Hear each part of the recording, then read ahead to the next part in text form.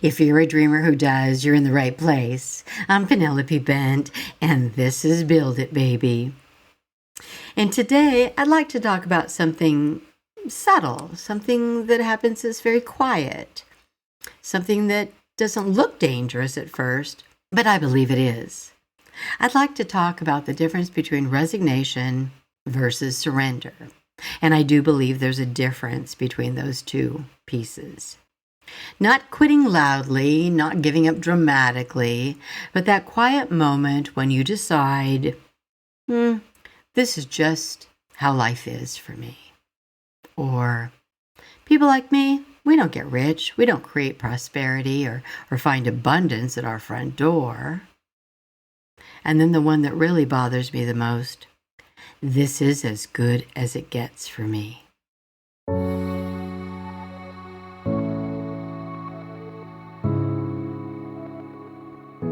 This is Build It, Baby, the show for big ideas, brave pivots, and bold next chapters. So let's do it. Let's build it, baby.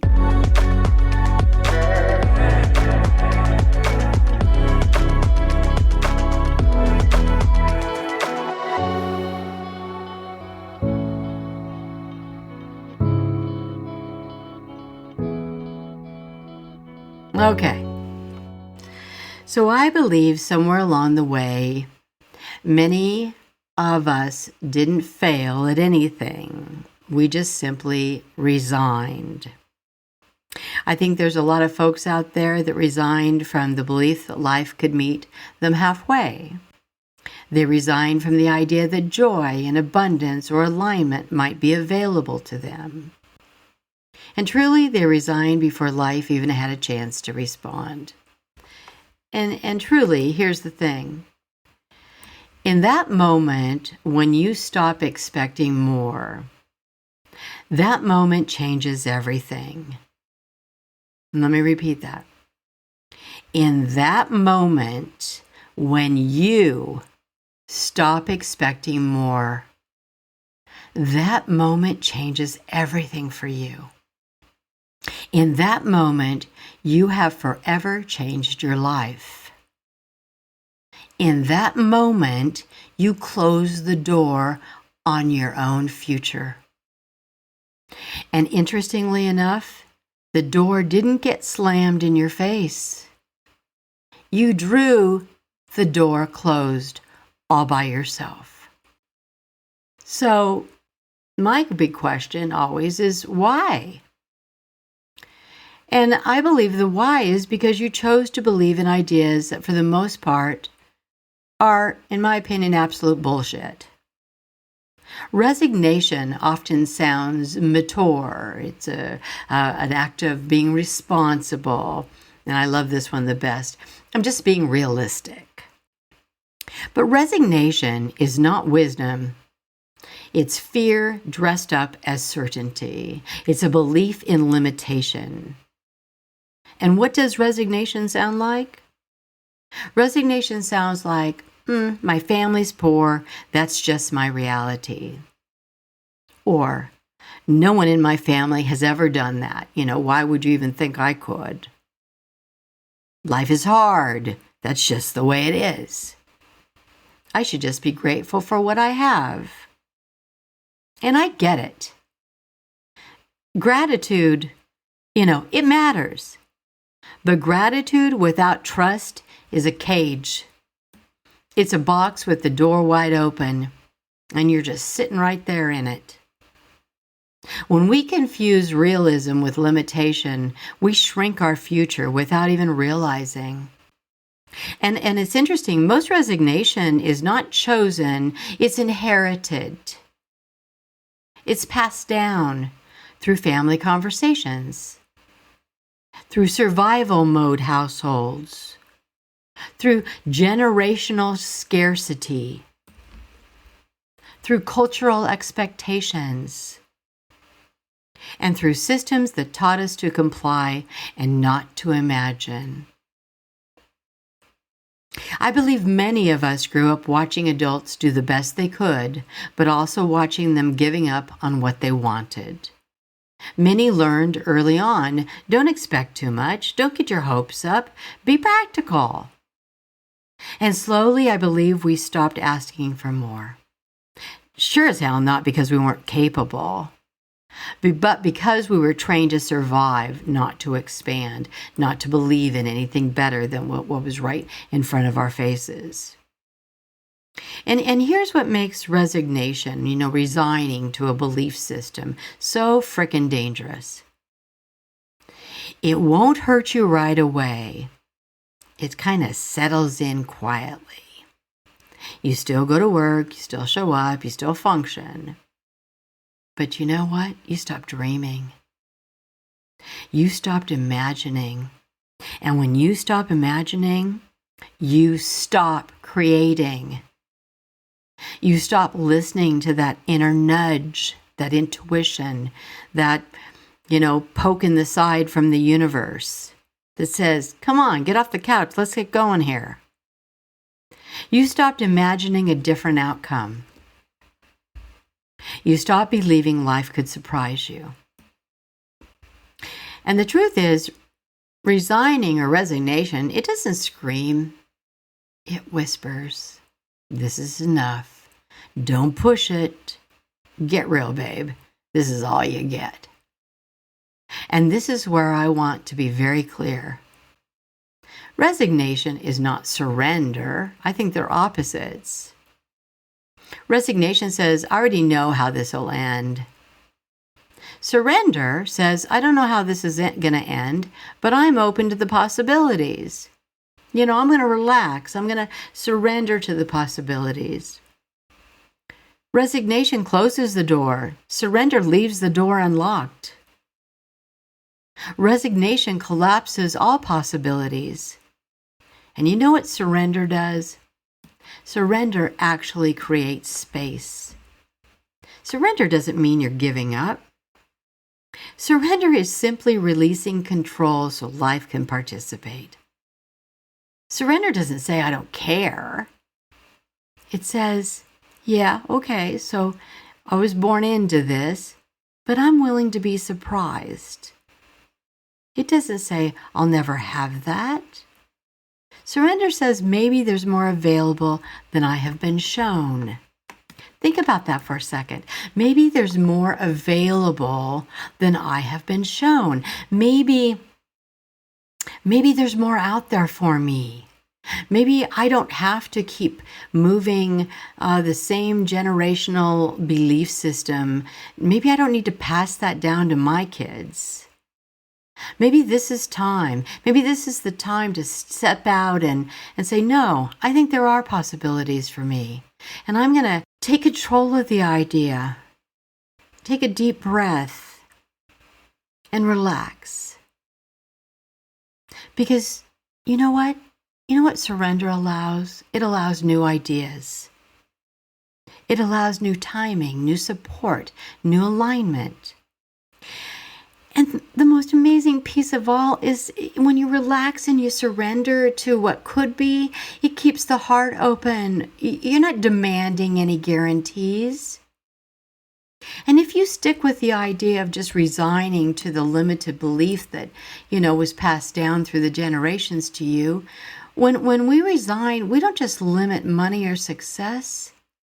You're stealing the possibilities of joy and ease and creativity and relationships and inner peace. I mean, think about that for a minute. Joy, the feeling, the ease that your life could actually be easy, the creativity of it all, the relationships that you might have, the peace that you actually could create for yourself. When we stop building from possibility and start managing disappointment, that's not a way to live. You don't want to manage disappointment. Fuck disappointment. We've all had disappointments. You get up, you dust yourself off. And you know what? If you look at my life's experience and my timeline, oh hell, I've fallen on my butt more than most people ever thought about falling on their butt. It was a disappointment at the time? Yeah. But I'm not going to carry disappointment around in my handbag or, label it to my heart. Hey, disappointment is temporary. It goes, well, that didn't work. And I'm kind of feeling a little stupid here for a few minutes. But holding on to disappointment, that's no way to live. Resignation is a victim mentality. It's a mindset. You give up because you feel powerless and bitter and defeated. And you know me and the whole victim thing. I'll be damned if I'm ever going to be a victim. And I really believe when you relax and you surrender to the possibilities, that's a victor mindset. That's a winner's mindset. You let go of control because you choose peace, trust, and freedom. You don't have to hold on to resignation and a defeated mentality like it was your badge of honor. Well, that's all my parents expected, so I guess that's all I should expect. Bullshit. Take it from me. You get to choose what you get to expect. Nobody's going to tell you what to expect. And let's look at this. Who's rewriting the story? Your family? Your friends? No. You rewrite the damn story. So here's a question for you. What do you believe that you may have resigned from too early? What belief did you inherit, not choose, but what belief did you possibly inherit? And then I always think this is really important. Who told you what your limits were? Was it, your dad because he didn't believe that, women should work at the time? I understand that. That was my generation. That was the way my family believed. You were meant to marry and, be quiet. But that's okay. That's just, I respect him. That was his time in life. That's the way the culture expected the women to be, especially coming back from the war, from World War II. Women had helped win that war, but they were now meant to get out of, the job that they were, give it to the man coming back from the war, and go home and make babies. There's nothing wrong with that. That's the way the culture was wired at the time. But that's not today.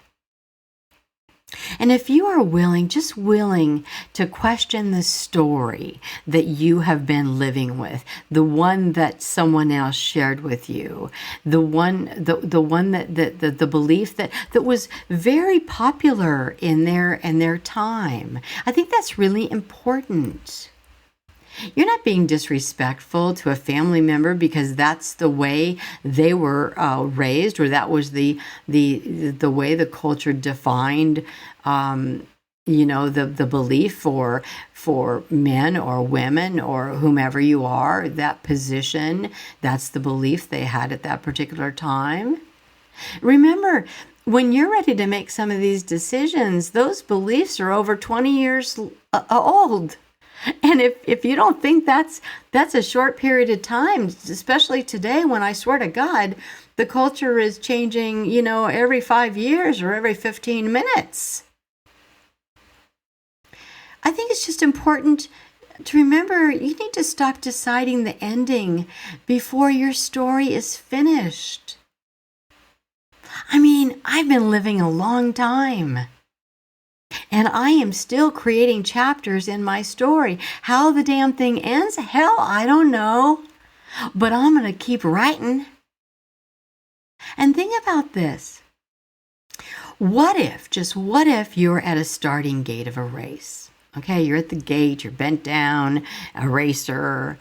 And rather than choosing to sit it out because all you have learned and all that you have been told is that you're just going to lose the damn race. But what if just for a moment, just for one race, you were at the starting gate and this time your first thought was, I'm not sure how I will place in this race, but I am incredibly curious enough and I am open enough to surrender to the possibilities.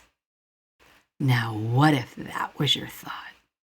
Yeah, I'm bent down here on the starting line. I don't know how it's going to end, but baby, I'm going to give it my all, and I'm going to run my race and let the chips fall. I don't know what place I'm going to be in, but you know what? At the end of the day, I chose to run the damn race. I didn't sit there listening to someone else's belief system. I made that choice for myself, and my belief was, yeah, I'm gonna run that race. So what if you go from I'll never have that to I don't know how it all could happen, but I'm open. I'm open to the possibility. I'm going to allow that desire to creep into my heart, to creep into my mind. Or you go from here. Nah, that's not for people like me. People like me, we don't create anything that could help us have a better life.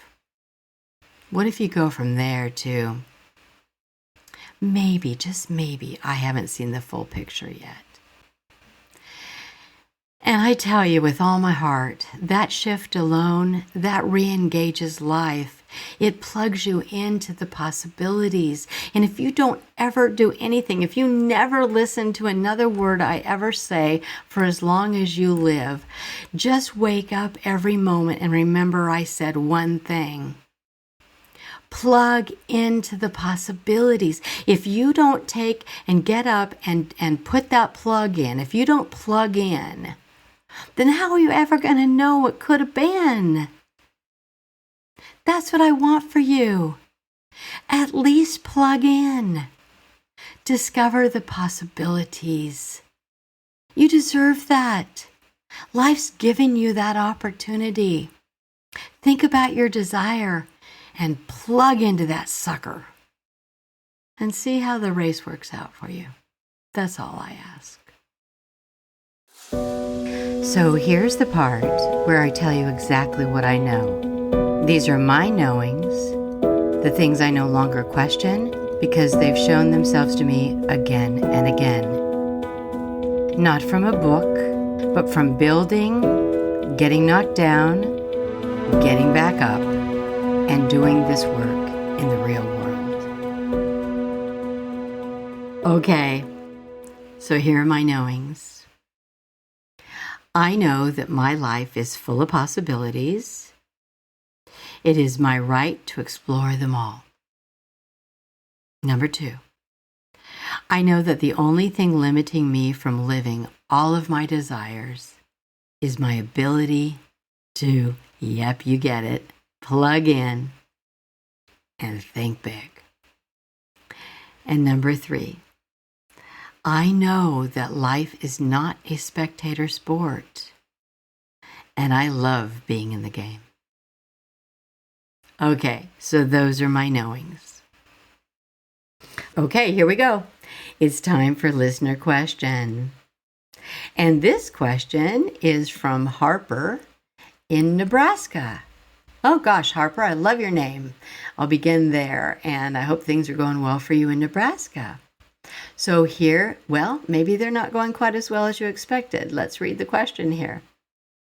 Penelope, I have recently found myself to be a single mother. How do I start over at 41 years of age?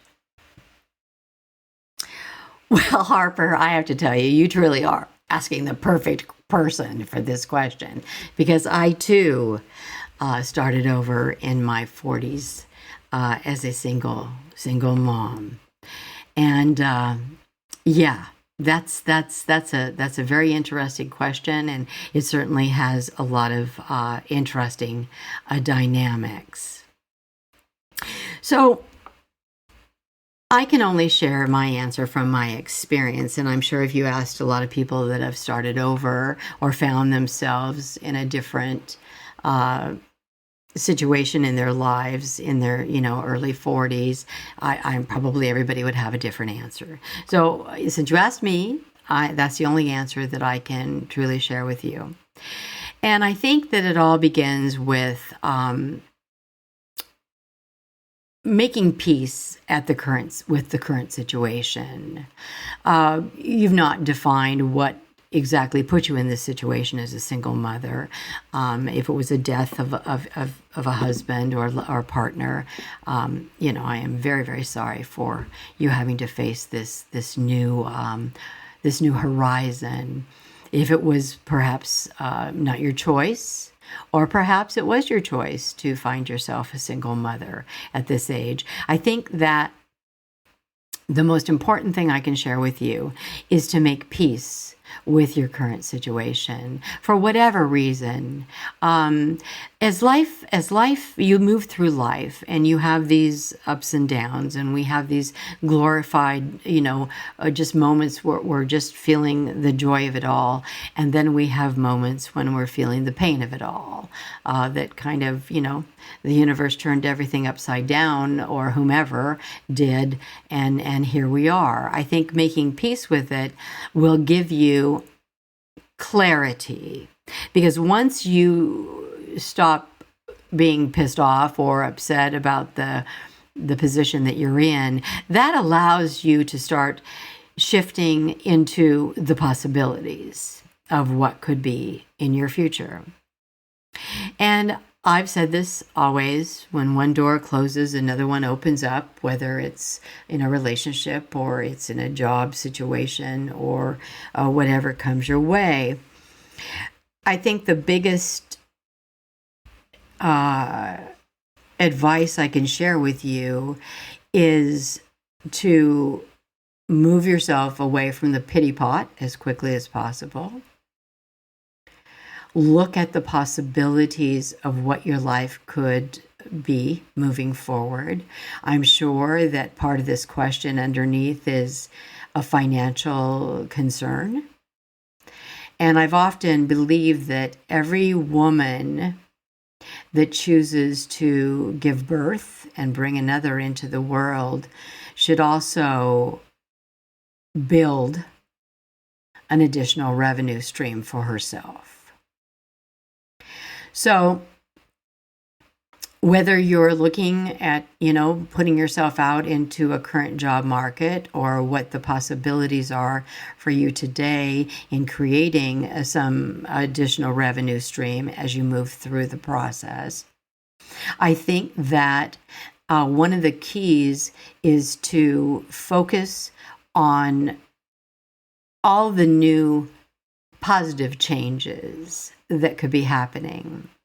I remember one of the things when I was in your situation that I thought of was the idea that, I was able to now create an environment for myself that was exactly the way I would like it to be, that it was organized and tidy and was bright and had a lot of light. And I was walking away from a very unhappy situation, and I could wake up knowing that my day could depend upon my own choice of being happy, and it was not dictated by another. So I think in the beginning, there is a lot of freedom to the creative process of what you can create for you and your children moving forward. There's no more requirement to ask permission or to have to sell the idea to a partner. So I know it sounds, I'm not suggesting that, you never want to get married again, but I do think in the beginning, in those first few months or first few years, it's very interesting to look at all of yourself that you have set aside, that you perhaps have given up.